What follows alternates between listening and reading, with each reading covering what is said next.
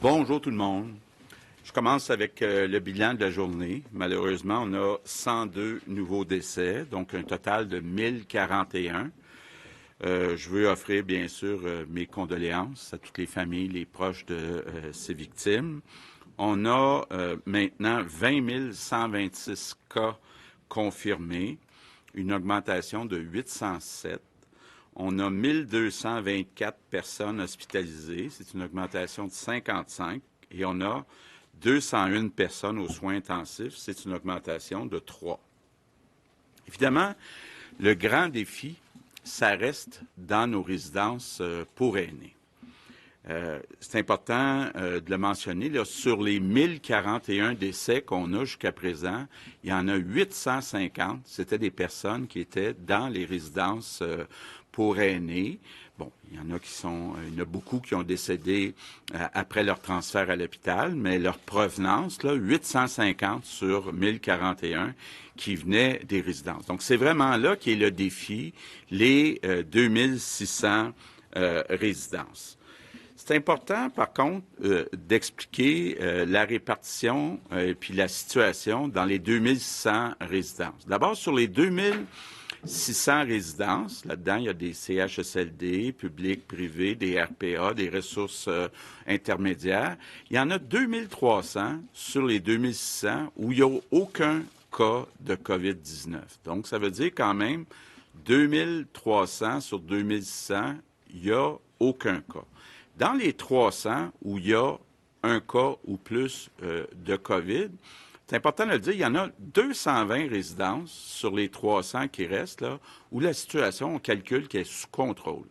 Donc, ça veut dire qu'il y a 80 résidences sur 2600 au total où la situation est plus difficile, où on a une surveillance là, plus attentive qu'on doit faire.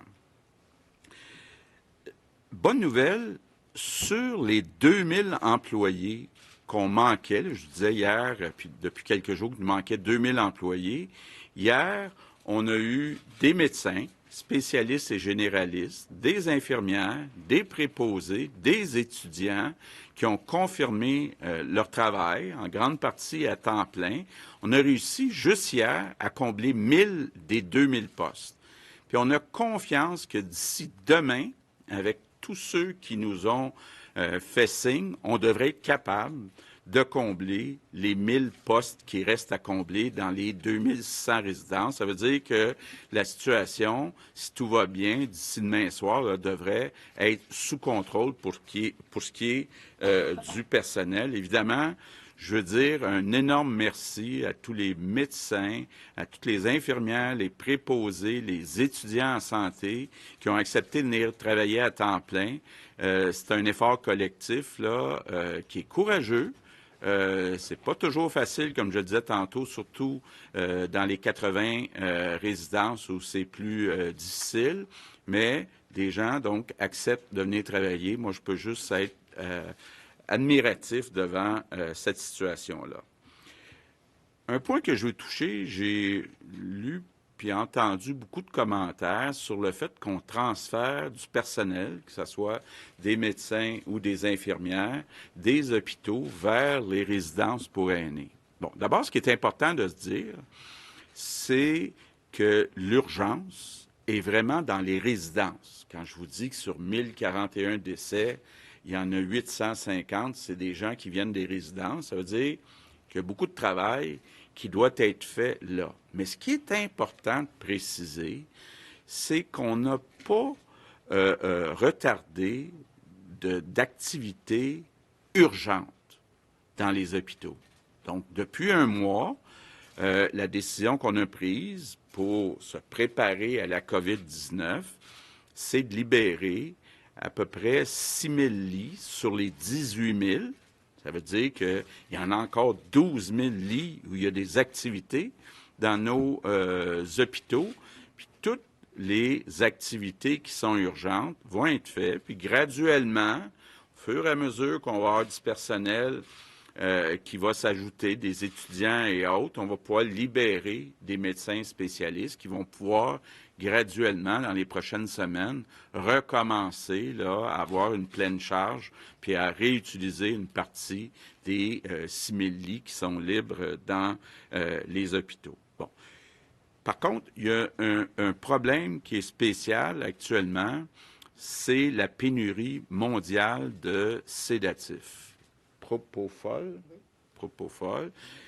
Il y a des médicaments ou des techniques alternatives, mais c'est beaucoup moins efficace. Donc, le nombre d'opérations, de chirurgies qui peuvent être faites, c'est plus compliqué. Donc, on cherche des solutions, on travaille sur des solutions, mais juste dire, là, on n'est pas différent de partout dans le monde. Il y a une pénurie de médicaments comme le propofol, donc de sédatifs pour engourdir, endormir, appelez ça comme vous voudrez, là, les gens qui doivent se faire opérer. Je reviens sur la situation. Là. Donc, sur 2600 résidences, on a 80 où c'est un peu plus, pas un peu plus, là, où c'est difficile. Mais ce qui est important de dire, c'est que dans le reste du Québec, là, à Montréal et dans les régions, la situation est pas mal stable depuis un certain nombre de jours. Donc, on est en train de regarder, là, on a encore une rencontre ce soir, comment on va réouvrir graduellement l'économie, les écoles, les services de garde. Mais le mot important, là, c'est le mot graduel. Donc, on veut être bien sûr de continuer à avoir une stabilité pendant un certain nombre de jours, même de semaines, puis on veut y aller graduellement. Et je veux vous dire un mot sur les écoles et les garderies. Puis je vous parle seulement du côté santé. Donc, je ne parle pas du côté économie, juste du côté santé. Ça ne serait pas une bonne idée d'attendre le 1er septembre pour retourner 1 million d'enfants dans les écoles en même temps, avec les risques qu'il y ait une contagion chez les parents, puis que là, il y a beaucoup de gens en même temps qui créent une deuxième vague de COVID-19. Donc, juste vous dire, ce qu'on regarde actuellement, c'est une réouverture graduelle. Donc, les prochaines semaines, les prochains mois, de réouvrir graduellement l'économie, les garderies, les écoles, mais de le faire graduellement. Je suis en train de consulter mon caucus de députés, donc nos 76 députés. J'ai parlé hier aux 3 chefs de l'opposition. Ils vont, eux et elles, aussi consulter leurs députés au cours des prochains jours. Donc, l'idée, là, c'est pas de rien précipiter, c'est d'y aller graduellement. Puis, le critère qui est utilisé, c'est la santé. Moi, là, je veux qu'on protège nos enfants, je veux qu'on protège nos éducatrices, nos enseignants, je veux que tout le monde soit en sécurité. Puis, ce n'est pas une bonne idée, je le répète, de tout retourner ce monde-là en même temps sur le terrain, dans les garderies, dans les écoles. Il faut y aller graduellement. Parlant de réouverture, autre bonne nouvelle, l'UPA, dont l'Union des producteurs agricoles, nous dit qu'ils sont débordés d'appels de jeunes et de moins jeunes qui veulent aller travailler sur les fermes cet été. Donc, très, très content d'entendre ça. Je sais que c'est pas facile. J'ai fait ça quand j'étais jeune au collège McDonald à Sainte-Anne-de-Bellevue, aller ramasser des fraises. Là. Les premiers jours, c'est dur pour le dos. Très, très dur pour le dos d'être penché toute la journée. Mais c'est une belle expérience en plein air. Je vois qu'il y a des journalistes qui sont intéressés. Là. C'est ouvert pour vous aussi. Là. Donc, je pense que c'est important. On l'a dit depuis quelques semaines. On veut un Québec qui est plus autonome pour sa nourriture. Ça veut dire qu'il faut avoir plus de monde dans nos fermes, dans nos champs. Puis d'ailleurs, je vais en profiter pour remercier nos producteurs agricoles. C'est un travail qui est dur. Eux autres sont là à l'année, mais c'est grâce à nos producteurs agricoles qu'on a des produits frais, des produits locaux dans nos épiceries. Donc, c'est mon remerciement du jour. Donc, je conclue en disant, il ne faut pas lâcher, on va s'en sortir ensemble. Merci. Maintenant en anglais. Good afternoon. Bon après-midi. Nous continuons le déploiement de travailleurs du réseau de la santé dans les résidences pour aînés. Nous avons des médecins, des infirmières, des étudiants en soins qui viennent et qui s'ajoutent aux gens qui travaillent déjà dans nos résidences pour aînés. Et la situation devient de plus en plus sous contrôle. Il est important de dire qu'à l'extérieur des résidences, la situation est stable en ce moment au Québec. Évidemment, nous avons encore besoin de temps pour s'assurer que la pandémie est sous contrôle avant de rouvrir l'économie et les écoles. Nous devons le faire graduellement avec le feu vert du Dr Arruda. Et dès que nous aurons le feu vert du Dr Arruda, nous aurons un plan à vous présenter pour vous dire exactement comment cela sera fait au cours des prochaines semaines et des prochains mois. Alors, on ne doit pas abandonner.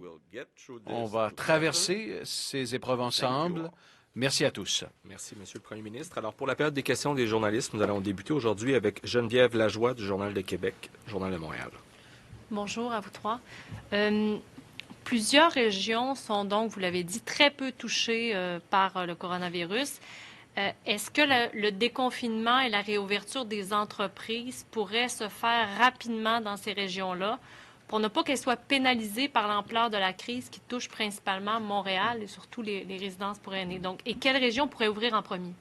Bon, ça fait partie des scénarios qui sont examinés actuellement, de commencer en réouvrant certaines régions, les entreprises, les garderies, les écoles, mais il n'y a rien de décidé encore. On veut s'assurer pendant encore un certain nombre de jours que la situation reste stable. Donc, pour être clair, là, je n'ai pas encore tout à fait le OK du Dr Arruda. Donc, on continue dans les prochains jours à regarder différents scénarios. Mais oui, parmi ces scénarios-là, il y a une possibilité que les entreprises, les garderies et les écoles de certaines régions soient ouvertes avant les autres.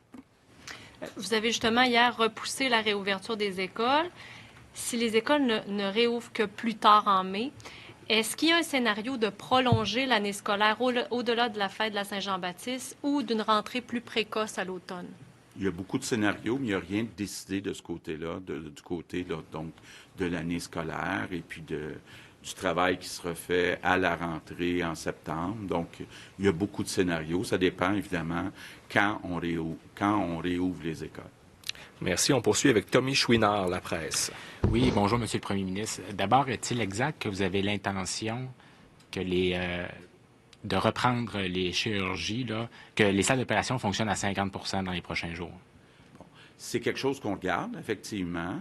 Là, pour l'instant, on a besoin des médecins spécialistes dans les CHSLD. On leur a demandé de venir travailler pour 2 semaines.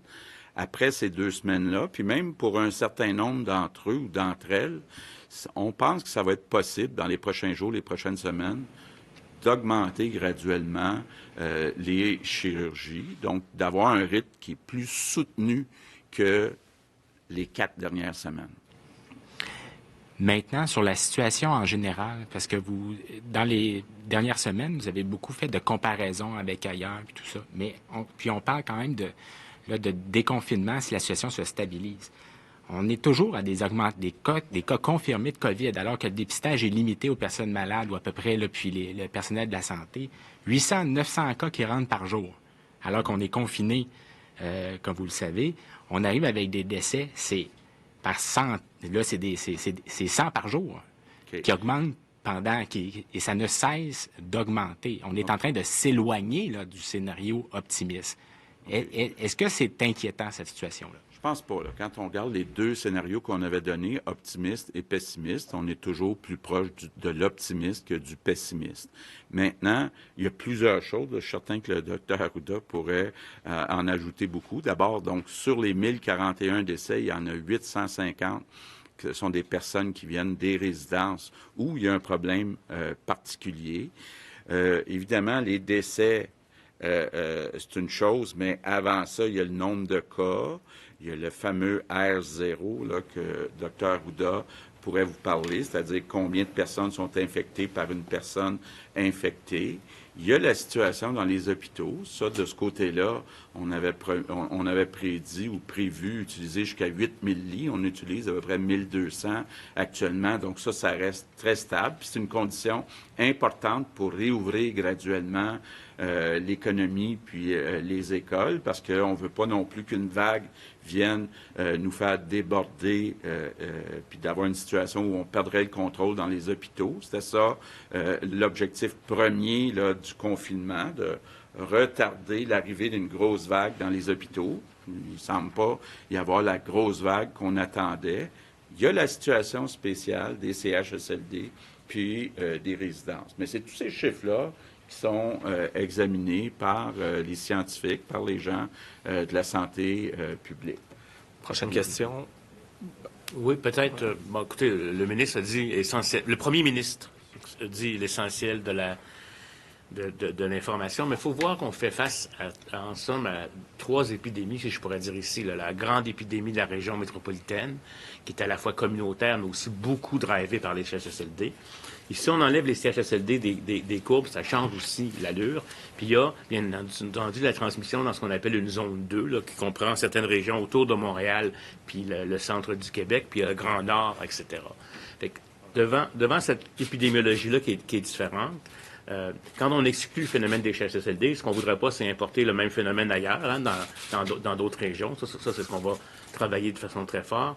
Mais on est en mesure d'obtenir, et on suit, malgré le fait que c'est stabilisé en termes de décès, mais surtout associé au CHSLD, pas nécessairement dans la communauté, pas nécessairement il y en a, mais c'est pas associé seulement à ça, parce qu'il y a des personnes aussi qui meurent à la maison, dans les personnes âgées comme telles. On observe déjà quelques autres cas chez les 50-59 ans, là, qui ne sont pas toujours hospitalisés, mais qui, donc, c'est une possibilité. Donc, avec ce portrait-là, bien, on va voir, en fonction des épidémiologies, qui veut dire diminution des cas, surtout diminution des hospitalisations, puis des besoins de soins en soins intensifs. On pourra à ce moment-là ouvrir ce que j'appellerais les robinets à différentes périodes en fonction de l'épidémiologie locale, tout en maintenant des mesures importantes de distanciation dans la société là, pour ne pas amplifier le phénomène. C'est ça qu'on fait comme analyse actuellement. Maintenant, autour d'Hugo Lavallée, Radio-Canada. Bonjour, Monsieur le Premier ministre. Je voudrais être certain de bien comprendre la situation dans les hôpitaux, parce que la semaine dernière, vous nous aviez dit on poursuit le délestage là, pour à peu près 2 semaines. On veut que les médecins aillent dans les CHSLD. Or, il y a quelques secondes, là, vous sembliez ouvrir la porte à une réouverture peut-être plus rapide des activités chirurgicales. Beaucoup de gens dans le milieu de la santé qui trouvent que c'est peut-être un peu confus là, le message en ce moment, que vous annoncez une directive, on a à peine le temps de la mettre en place que déjà on en change. Est-ce que effectivement la direction est claire en ce qui concerne là, le délestage des activités? Est-ce qu'on revient en arrière? Puis qu'est-ce qui arrive des médecins qui sont déjà là, dans les CHSLD? Ils retournent dans les hôpitaux maintenant? Bon, je vais laisser Daniel compléter, là, mais juste vous dire, grosso modo, là, on a, pour faire face à l'arrivée de potentiels patients COVID-19, délesté une partie des activités depuis 4 semaines. On va continuer de le faire pour 2 semaines, ce qui a fait que beaucoup de personnes, incluant des médecins spécialistes, qui étaient disponibles dans les hôpitaux. On prend une partie de ces médecins spécialistes, les infirmières qui sont habituellement avec ces médecins spécialistes, on les envoie dans les CHSLD. Il en reste une partie. Là. Puis là, il faudrait le regarder spécialité par spécialité. Les cas de cancer, les cas de cardiologie, ça, les gens restent dans les hôpitaux, la plupart. Donc, il faut le prendre spécialité par spécialité. Donc, on dit, on continue de délester une partie des activités pour 2 semaines, mais malgré ça, il y a possibilité, même avec quand on tient compte du transfert dans les CHSLD, de quand même avoir un certain nombre de médecins spécialistes qui pourraient graduellement et réaugmenter les activités. Effectivement, les médecins spécialistes qui viennent dans les CHSLD, ce sont des médecins spécialistes qui sont inactifs. Hein, parce qu'on a délesté, mais de gros morceaux d'ailleurs, ce sont les chirurgies électives, alors qui n'ont pas reprise et qui ne reprendront pas à ce moment-ci. Quand on dit qu'on va augmenter graduellement les chirurgies, on parle de chirurgies semi-urgentes aussi, là, des chirurgies qui sont prioritaires. Alors, les spécialistes qui viennent en CHSLD, il n'y a pas d'impact sur les activités des hôpitaux. Il n'y en a pas. Alors, donc, comme le dit le premier ministre, on garde le même niveau, mais même à ce moment d'activité en milieu hospitalier, mais même dans le contexte où il y a des médecins spécialistes qui viennent en CHSLD, il y en a donc là qui sont disponibles et qui peuvent commencer à augmenter le nombre de chirurgies.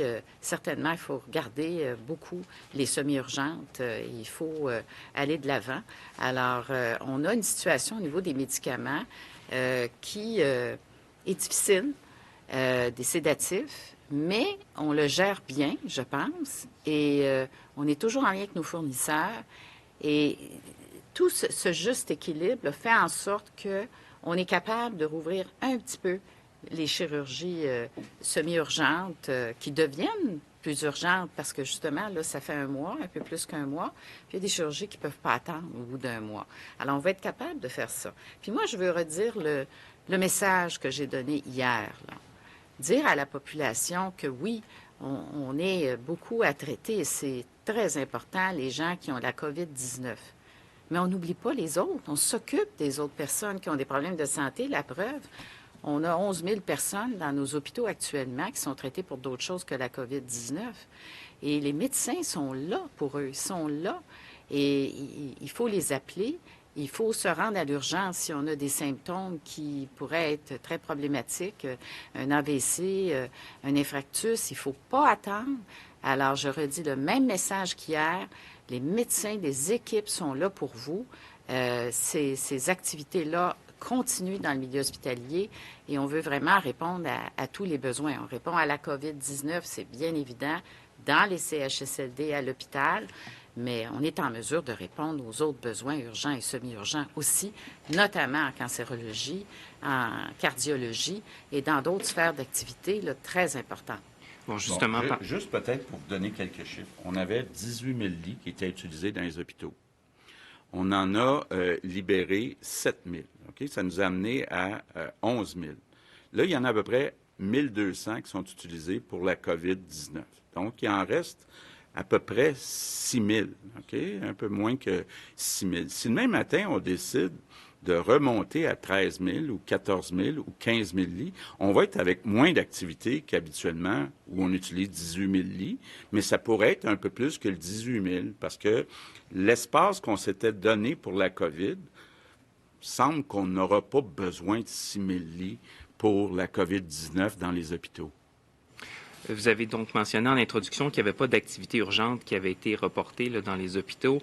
Or, on apprend aujourd'hui, puis c'est l'Association des cardiologues là, qui a fait une compilation, qu'il y a des gens qui seraient donc décédés parce que des soins leur auraient pas été apportés. On donne l'exemple, par exemple, d'une dame dans la soixantaine décédée d'insuffisance cardiaque après un report d'opération. Il y a des sources en gynécologie, oncologie aussi qui disent qu'il y a des chirurgies pour certains types de cancers qui sont effectivement reportées, qu'il y a des patientes à qui on donne des traitements de chimiothérapie plus longs, le temps de pouvoir leur donner une chirurgie plus tard que prévu. Donc, est-ce qu'on est bien certain qu'il n'y a vraiment pas d'impact sur aucun des soins urgents? Est-ce que vous êtes certain que cette directive-là est concrètement appliquée dans tous les hôpitaux? Oui. Écoutez, vous savez, on n'est pas à l'abri de situations qu'on aurait voulu éviter, là, parce que je pense qu'on est tous humains.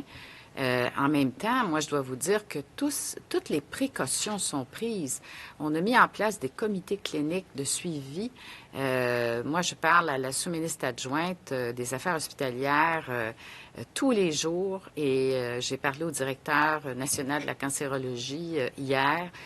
C'est des comités cliniques qui se réunissent tous les jours, font le suivi des dossiers. Alors, il y a une partie de ça où, comme je le disais tout à l'heure, il faut que les gens fassent signe à leur médecin là, s'il y a quoi que ce soit qui se développe. Mais la chimio, la radiothérapie, ça a été continué. On continue de donner ces traitements-là. C'est vrai qu'on a donné certains traitements alternatifs à la chirurgie. Oui, on a fait ça. Et il y a des évaluations de toutes les situations semi-urgentes.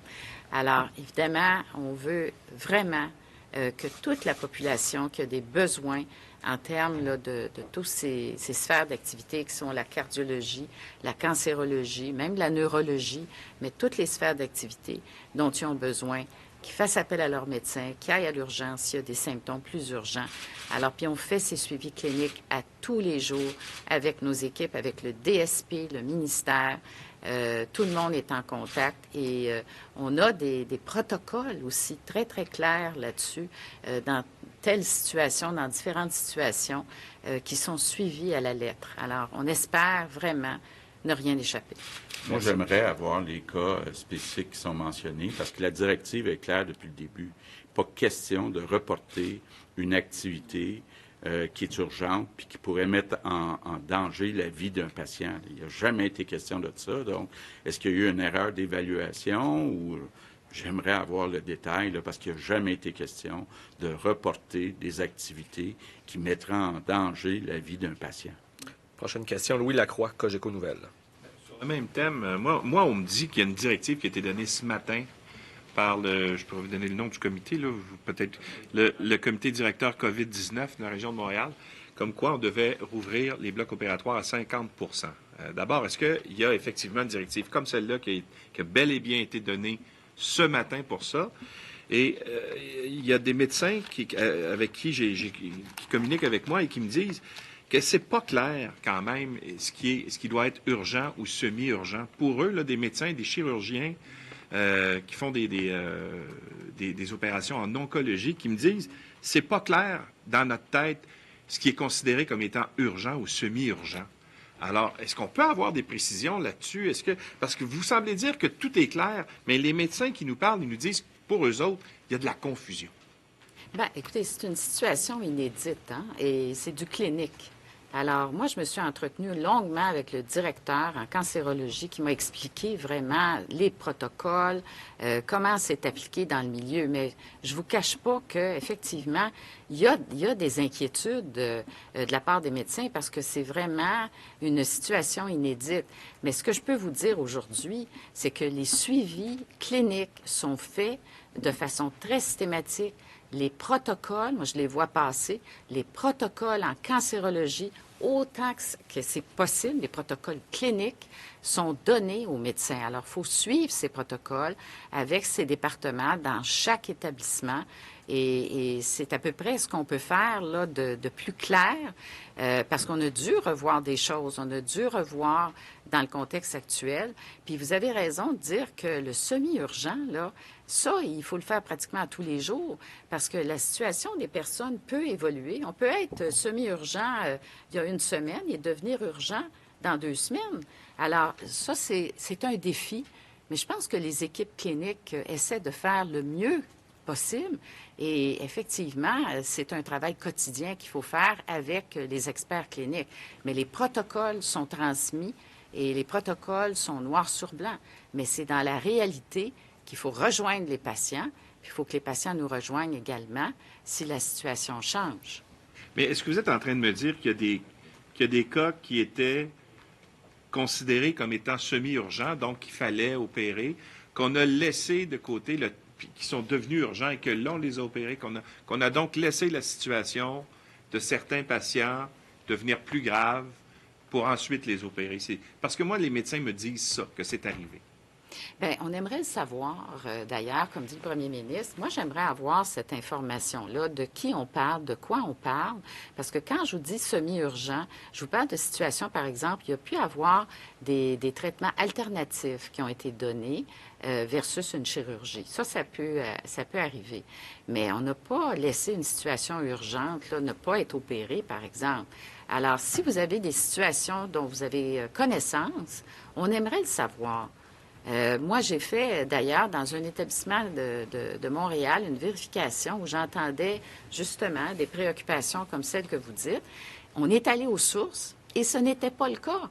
Alors, on aime avoir l'information, on veut avoir l'information là-dessus, absolument. Merci. Prochaine question. Patrice Bergeron, La Presse canadienne. Bonjour à vous. Monsieur le Premier ministre, donc on donne une période d'à peu près 2 semaines pour régler l'urgence nationale pour les gens qui vont aller donner un coup de main dans les CHSLD. Mais qu'est-ce qui va arriver après ce délai-là? Est-ce que le problème de pénurie de personnel va être réglé selon vous? Qu'est-ce qui vous permet de croire que cette crise-là ou cette pénurie-là va être réglée ou est-ce que le délai pourrait être prolongé? Bon. Mais regardez, actuellement, il y a 2000 personnes qui sont absentes. Il y en a qui sont infectées, donc on espère qu'elles vont être guéries puis qu'elles vont revenir. Il y en a, d'ailleurs, on me dit plusieurs qui n'ont plus de symptômes, mais là, on respecte la période de 14 jours avant que ces personnes-là reviennent. Il y a de la formation qui est donnée à des étudiants en santé qui entrent graduellement dans les CHSLD. Donc, on pense que graduellement aussi, la situation devrait s'améliorer dans les CHSLD. Donc, il devrait y avoir éventuellement, d'ici 2 semaines, moins de cas de COVID-19 dans les CHSLD. Donc, ça veut dire moins d'exigences, moins de pression sur le personnel. Donc, on pense que sur une période de 2 semaines, la partie des médecins qui ont accepté de venir en CHSLD pourraient retourner dans les hôpitaux. Et en complémentaire, si vous permettez, on va parler encore de la question des préposés aux bénéficiaires, mais ceux-là qui travaillent dans les résidences privées pour personnes âgées, donc les RPA. Vous le savez, ceux-là sont encore moins payés que dans le régime public. Vous leur offrez actuellement une prime temporaire, mais qui ne dure que le temps que ça va durer. Eux demandent la mise en place d'un décret pour fixer des conditions minimales dans le secteur. Est-ce que vous êtes ouvert à ça? Bien, Jean Boulet est en train de regarder ça. Mais c'est certain qu'en augmentant le salaire des préposés aux bénéficiaires dans le secteur public, dans les CHSLD publics, par exemple, ça va mettre une pression sur les salaires dans le secteur privé. On comprend très bien ça.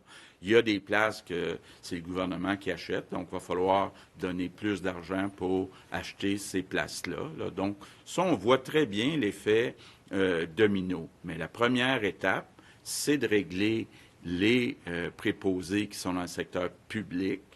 Mais je parlais encore hier soir avec le président du Conseil du Trésor. On est en train quand même de faire une évaluation du coût que ça va entraîner dans le secteur privé. Maintenant, est-ce qu'il faut fixer les conditions dans chaque établissement privé? Peut-être. Mais la situation peut être différente entre, par exemple, une ressource intermédiaire privée, une RPA privée ou un CHSLD privé. Donc, il ne faut pas non plus tomber dans l'hyper-bureaucratisation des salaires du privé dans ces résidences-là. Merci. Autour d'Alain Laforêt, TVA Nouvelles. Monsieur le Premier ministre, Madame la ministre de la Santé, M. Arruda, votre nom verbal parle beaucoup, M. Legault, vous le savez. Et lorsqu'on a parlé d'opérations dans les hôpitaux qui étaient reportés, qu'il y avait des cas, est-ce que actuellement, je reviens avec cette question, vous disposez de toute l'information pour prendre vos décisions à la plus haute hiérarchie où la bureaucratie est beaucoup trop lourde et ne vous permet pas d'avoir toute l'information? Bien, je pense que c'est plus une question d'évaluation, de jugement. Qu'est-ce qui est une activité urgente? Qu'est-ce qui est une activité semi-urgente? Nous, on était clairs depuis le début. Hein, on a pensé qu'on était capable de libérer 6 000 lits pour accueillir des patients qui auraient la COVID-19 dans les hôpitaux, tout en maintenant, avec à peu près 12 000 lits, les activités urgentes. Ça ne se tranche pas au couteau, là, c'est du cas par cas. Que certains médecins qui sont habitués de travailler avec 18 000 lits trouvent qu'on a trop étiré la sauce avec le 12 000 lits.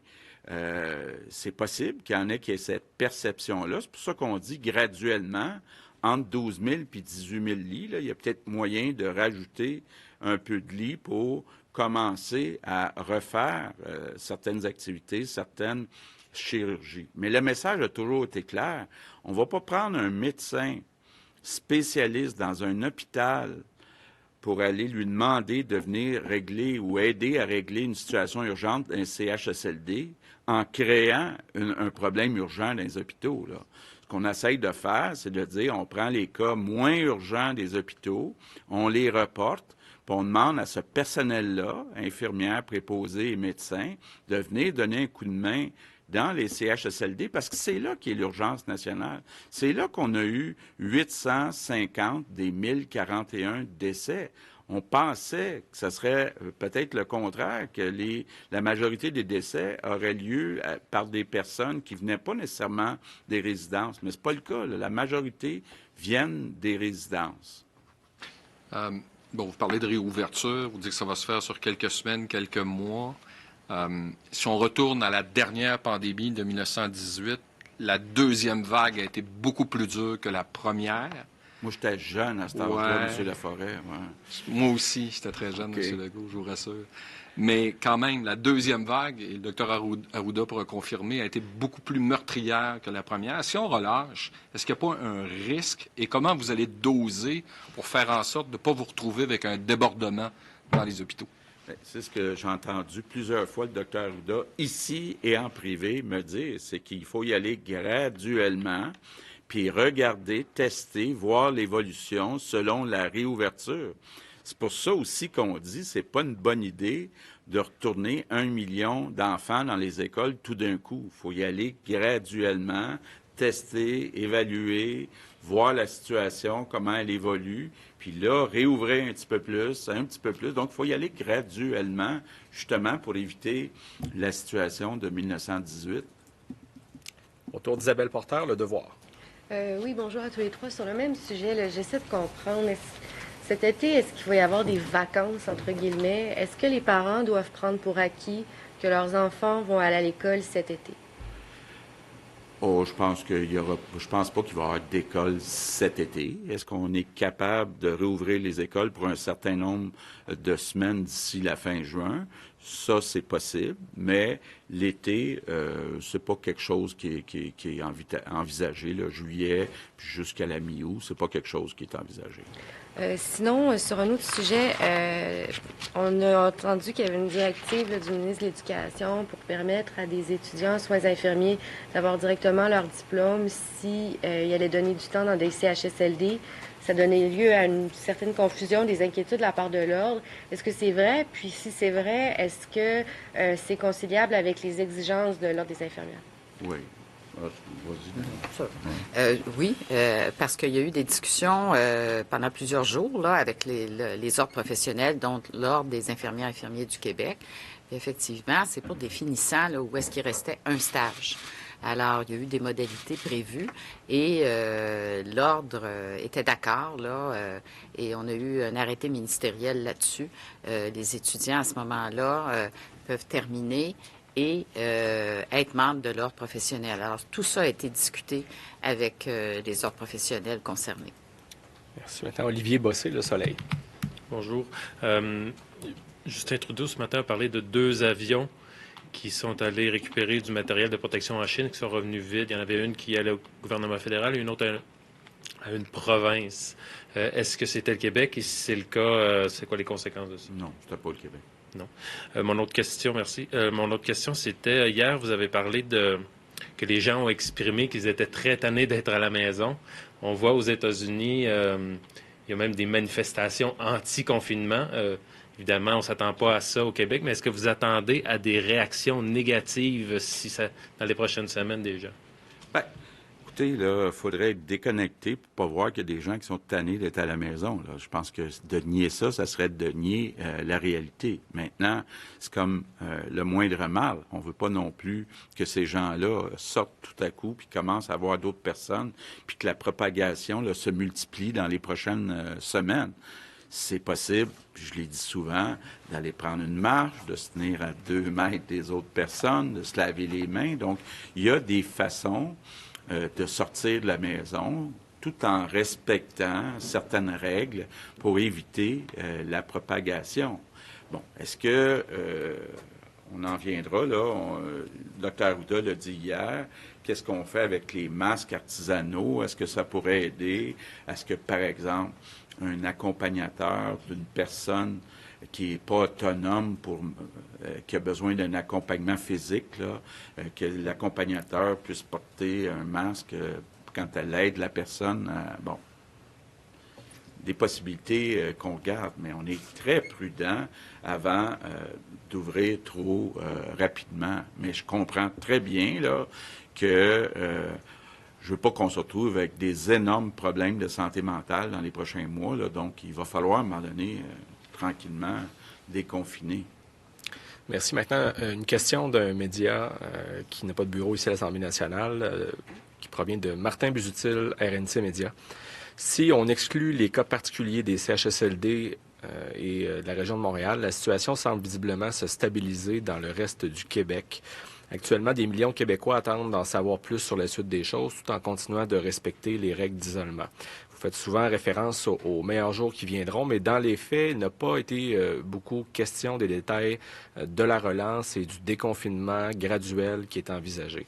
À quel moment comptez-vous étaler dans le détail votre stratégie de déconfinement et pourquoi la question n'a qu'été que très peu abordée jusqu'à maintenant? Bien, c'est tout simplement une question de données. On veut être certain que ça soit stable pour un certain temps. Puis là, il n'y a pas de règle parfaite. Là. Il faut que ça soit stable pour 7 jours, pour 14 jours. Je regarde un peu ce qui se fait dans les autres pays, puis ça fluctue d'un pays à l'autre, les règles qu'on se donne. Mais ce qu'on discute à tous les jours, c'est de voir quand est-ce qu'on va être prêt à avoir assez d'assurance sur la stabilité de la situation pour réouvrir graduellement l'économie, les écoles, les garderies. Ça fait partie des discussions qu'on a tous les jours. Quand on va être prêt à annoncer un plan, on va l'annoncer, mais on n'est pas prêt aujourd'hui.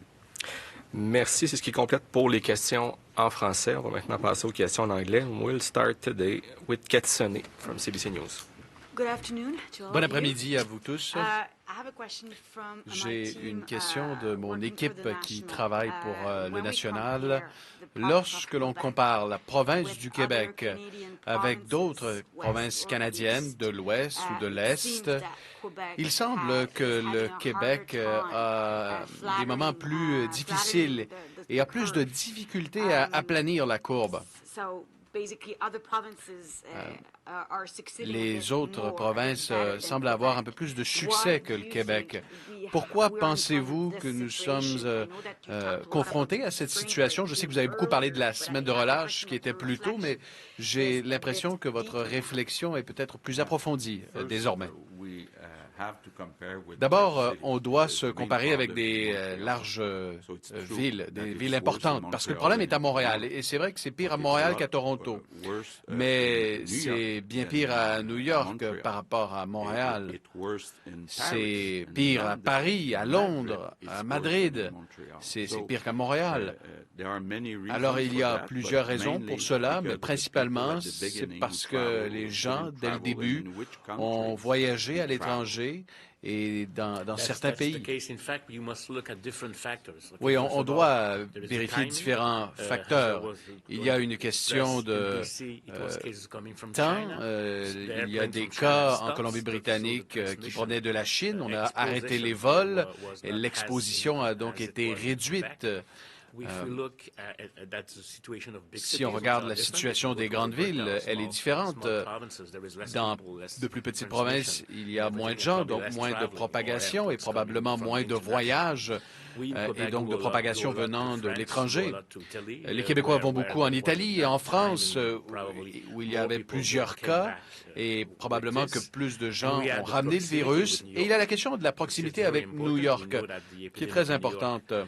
On sait que l'épidémie à New York est arrivée au Québec, dans la communauté de Boisbriand, et c'est le genre d'exposition qu'on n'a pas vu probablement en Colombie-Britannique, en Alberta ou ailleurs. Et il y a le problème spécifique des CHSLD. Je pense qu'il serait intéressant de comparer quel est le nombre de personnes dans les CHSLD en Ontario par rapport au Québec, quel est le ratio de personnel. Est-ce qu'il y avait plus de personnel dans les résidences que nous par rapport à nous? C'est le genre de situation qui pourrait nous éclairer.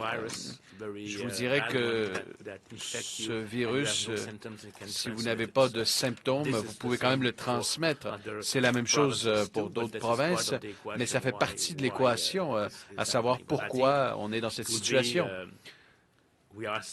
Nous sommes encore en train d'explorer différentes hypothèses et il serait intéressant, après la crise, de regarder les faits et voir ce qui a été appliqué sur le terrain, même s'il y a des recommandations diverses. Ces analyses, j'en suis persuadé, seront faites éventuellement et nous regarderons le portrait complet.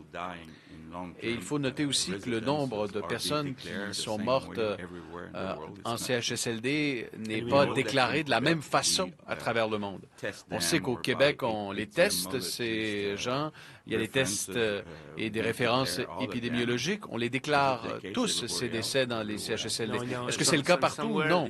Non, à certains endroits, il faut avoir une confirmation des laboratoires et parfois, ils ne font pas beaucoup de tests, alors ils ne sont pas en mesure de confirmer ces cas. Et on a la situation spécifique de ce qui est considéré comme probable ailleurs. Ici, c'est confirmé. Par exemple, je suis l'épouse de quelqu'un qui est décédé de la COVID-19 et je décède, même si je ne suis pas testé. Au Québec, on me considère comme décédé de la COVID-19. Alors, il y a des disparités entre nos façons de comptabiliser le tout par rapport à d'autres provinces et d'autres pays. Plusieurs personnes vous demandent, M. Legault, de reporter et finalement de mettre fin à l'année scolaire, de fermer les écoles et de redémarrer le tout cet automne, de rouvrir seulement en septembre. Maintenant, ce que vous dites, c'est que je ne pense pas que c'est une bonne idée.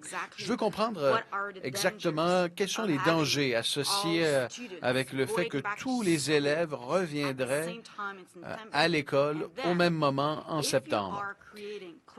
Et si vous créez des zones où les écoles seront autorisées, quelles seront-elles? Et vous n'avez pas peur de perdre le contrôle éventuellement au moment où on est dans une opération très délicate, celle de rouvrir l'économie? La clé, si je comprends bien, et je ne suis pas un spécialiste comme M. Arruda, la clé, c'est vraiment de rouvrir graduellement. On ne veut pas avoir 1 million d'enfants qui reviennent à l'école tous en même temps.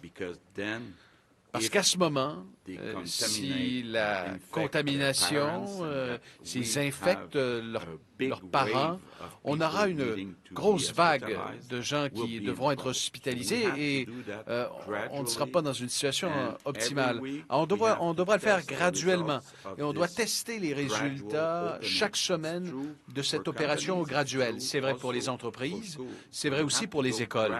Alors, on doit y aller graduellement et pas d'un coup avec tous les enfants et les travailleurs qui sont de retour au même moment dans les rues. Samuel Pouliot, CTV News. Bonjour. Nous avons parlé avec une femme dont le père est à la résidence Grace Dart à Montréal. Son père est en santé et elle veut le ramener à la maison, mais la résidence lui interdit. Pourquoi les familles ne peuvent pas ramener à la maison des aînés des CHSLD, tout spécialement lorsque certaines familles peuvent adapter leur résidence et vivent actuellement des moments très stressants.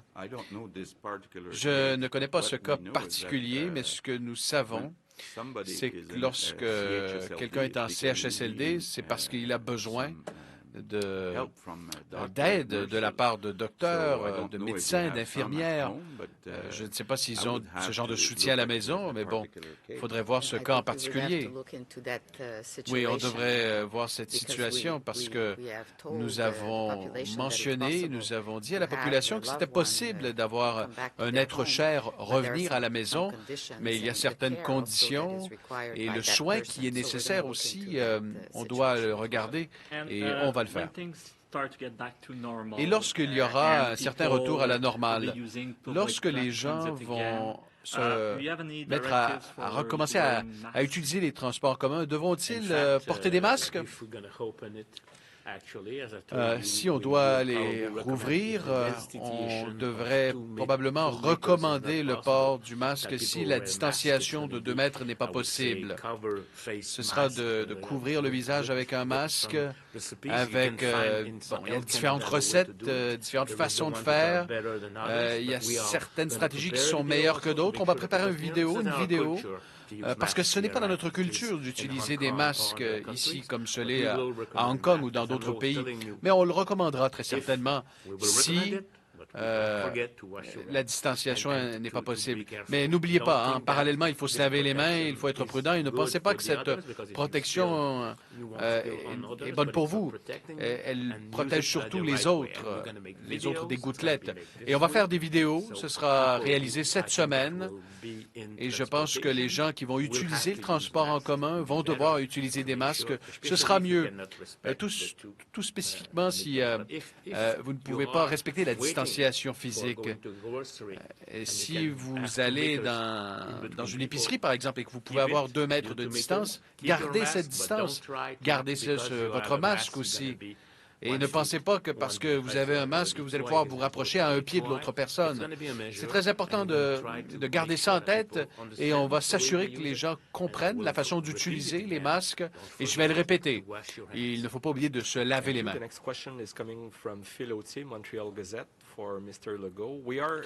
Question pour M. Legault. On a des questions de la part d'enseignants à propos de la réouverture des écoles. Allez-vous imposer la règle du 2 mètres de distance dans les classes?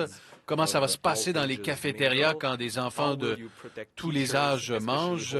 Comment allez-vous protéger les enseignants, particulièrement les enseignants les plus âgés d'une infection? Je ne peux pas me prononcer particulièrement sur ce qui va arriver, mais assurément, on va protéger les enseignants. Et lorsqu'on sera prêt, on va expliquer précisément ce que nous proposerons. Maintenant, pour M. Legault et Mme McCann, hier, vous avez mentionné qu'il y a 6 000 personnes qui ne sont pas dans les hôpitaux et dans les CHSLD parce qu'ils sont soit infectés ou encore ils sont inquiets face à la perspective d'être infectés. Pourriez-vous nous dire qu'est-ce que ça veut dire d'être infecté? Est-ce que les travailleurs de la santé ont l'option de ne pas se présenter au travail s'ils sont inquiets? C'est une situation difficile. Ce que nous devons comprendre, c'est que on donne du matériel de protection à tout le monde. On sait que parfois, il y a eu des situations où des gens étaient en train d'épuiser leur tout dernier équipement de protection. On a dû en fournir rapidement parce qu'il y a un plan en ce moment pour s'assurer des approvisionnements. Mais on doit insister sur le fait que tout l'équipement nécessaire est fourni. Et on peut comprendre que des gens vivent de l'anxiété en ce moment au sein des travailleurs de la santé. On salue leur travail parce que la plupart sont au travail en ce moment et la plupart prêtent main forte. Ce que nous disons aujourd'hui, c'est que vous devriez parler avec votre bureau de santé au sein de votre organisation, parler à votre gestionnaire s'il y a quelque chose, selon vous, qui génère de l'anxiété, eh bien, si c'est possible, retournez au travail avec l'équipement de protection individuelle. La plupart des travailleurs qui sont à l'extérieur du travail en ce moment sont des gens qui étaient soit enceintes, immunosupprimés, qui ont été testés, qui attendent un test ou qui ont été infectés. Mais bon, il y a certaines personnes qui sont inquiètes et je leur recommande de parler avec leur bureau de santé et je veux les rassurer. Tout l'équipement nécessaire est fourni. Autre question. Un travailleur de la santé sur 5 a été déclaré positif à la COVID-19 au Québec. On a vu un premier décès d'un membre du personnel dans un CHSLD. Vous avez répété à plusieurs reprises que bien des gens ont peur de se rendre au travail. En tant que leader, vous envoyez des gens dans ces conditions terribles. Comment vous sentez-vous? Je ne pense pas que c'est un travailleur sur 5 qui a été infecté. C'est pas mal moins en termes de proportion. On a 4 000 travailleurs et on a probablement 2500 travailleurs dans le secteur des aînés. Mais j'y pense chaque jour, vous savez. Je veux soutenir les travailleurs. Je pense que ce sont eux qui doivent être salués parce que ils y vont, ils prennent soin des gens. Et je veux leur dire aussi que nous envoyons plus de gens pour les aider, parce que dans les CHSLD, ce qui sera aidant, c'est d'avoir plus de personnel. Et nous constatons en ce moment, on l'a mentionné aujourd'hui, il y a des travailleurs supplémentaires, des étudiants et même des entreprises d'économie sociale qui commencent à arriver. Il y a donc un effort et je pense que ça va faire la différence. Nous allons aussi continuer d'organiser le travail, les équipes pour prévenir les infections. Donc, des équipes de prévention des infections, c'est une nouvelle situation. On doit réorganiser le travail. C'est beaucoup plus demandant, mais à mesure que le temps passe, on soutient de plus en plus ces équipes. Nous envoyons des gens qui sont des experts actuellement en prévention des infections. Alors, on fait vraiment tout ce que l'on peut pour les soutenir. Et une toute dernière question. Le premier ministre Justin Trudeau a été questionné à propos des travailleurs de la santé qui doivent réutiliser de l'équipement de protection. Est-ce que ça se passe au Québec et qu'est-ce qu'on peut faire de plus pour protéger nos travailleurs de la santé? Je ne pense pas que ça se passe au Québec. Nous utilisons, par exemple, dans le cas des masques N95, on a des façons de les réutiliser en les désinfectant. Mais autrement, nous avons l'équipement nécessaire maintenant pour protéger les travailleurs de la santé. Alors, il n'est pas question de réutiliser un masque qui n'a pas été désinfecté. Et les seuls masques qui peuvent être désinfectés, ce sont les N95. Les masques de procédure, vous devez les jeter à la poubelle une fois qu'ils ont été utilisés. On a aussi les visières que vous mettez sur votre visage, qui vous protègent. Les blouses, la situation s'améliore. On va en fabriquer au Québec.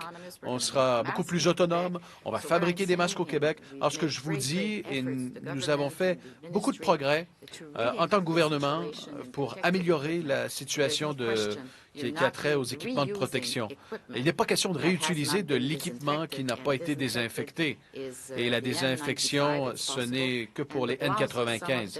Et quelques types de blouses aussi seront lavables et on sera en mesure de les désinfecter. Mais autrement, on ne réutilise pas d'équipement. Et les visières aussi, on peut les laver, évidemment. Mais on ne réutilise pas des masques chirurgicaux. Thank you very much. C'est ce qui complète pour cette conférence de presse. À demain. Alors voilà.